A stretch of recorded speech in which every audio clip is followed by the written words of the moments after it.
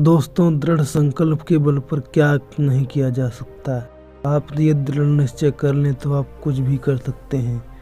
और यदि आप मन में एक बार संकल्प कर लेते हैं कि मुझे यह काम करना है, तो आप हर हाल में उस काम को कर लेते हैं। और यदि आप अपना इस बेस्ट देते हैं इसमें 100%, तो आप उस काम को इतनी सरलता से कर लेते हैं कि आपको इतना पता भी नहीं चलता कि हमने एक काम कैसे किया है। आज की कहानी इसी टाइप की है जिसमें संकल्प की शक्ति को दिखाया गया है, कैसे संकल्प की शक्ति के आगे बड़े बड़े कामों को झुकना पड़ता है। तो कहानी को स्टार्ट करते हैं। इसी गांव में एक साधु रहा करता था। जब भी नाचता था भी बारिश होती थी, इसलिए गांव के लोगों को जब भी बारिश की जरूरत होती थी, यह लोग साधु के पास जाते और अनुरोध करते कि नाचे। वह जब नाचने लगते बारिश जरूर होती थी। दिनों के बाद 4 लड़के घर से गांव में घूमने आए। उन्हें यह बात पता चली किसी साधु के नाचने से बारिश होती है, तो उन्हें यकीन नहीं हुआ। शहरी पढ़ाई लिखाई की घमंड में उन्होंने गांव वालों को चुनौती दे दी कि यदि हम भी नाचना शुरू कर दें तो बारिश होगी। यदि बारिश नहीं हुई तो साधु के नाचने से भी बारिश नहीं होगी। दूसरे दिन प्रातःकाल गांव वाले उन चारों लड़कों को साधु की कुटी में लेकर पहुंच गए और फिर साधु से सारी बात को विस्तार से बताया। फिर उन लड़कों ने नाचना शुरू कर दिया। थोड़ी देर के बाद पहला थक कर बैठ गया, लेकिन बारिश नहीं हुई।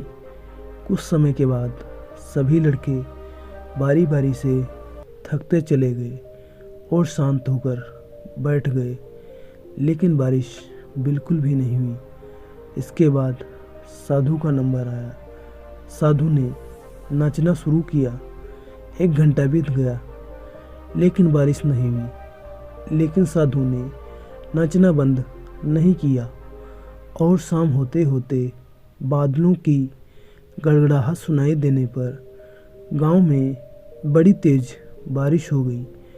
शहरी लड़के यह सब देखकर हैरान रह गए और उन्होंने साधु से तुरंत क्षमा मांगी और साधु से पूछा, बाबा, ऐसे कैसे हो गया कि हमारे नाचने से बारिश नहीं हुई, लेकिन आपके नाचने से बारिश होने लगी। साधु ने उन लड़कों को बताया, जब मैं नाचता हूँ तो 2 बातों पर ध्यान देता हूँ। पहली बात, मैं यह सोचता हूँ यदि मैं नाचूंगा तो बारिश को होना ही पड़ेगा।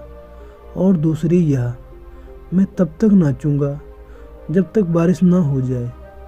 सफलता यदि पानी है तो सफलता पाने वाले में यही गुण विद्यमान होने चाहिए।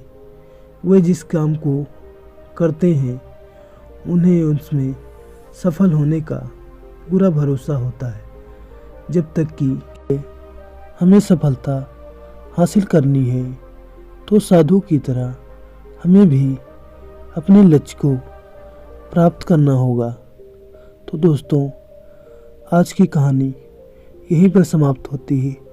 आज की कहानी की सीख यह है कि यदि हम अपने संकल्प को इतना मजबूत कर लें कि जब तक वह पूरा ना हो जाए तब तक हम उस काम को करना बंद ही ना करें, तो वह संकल्प अवश्य ही पूर्ण होगा।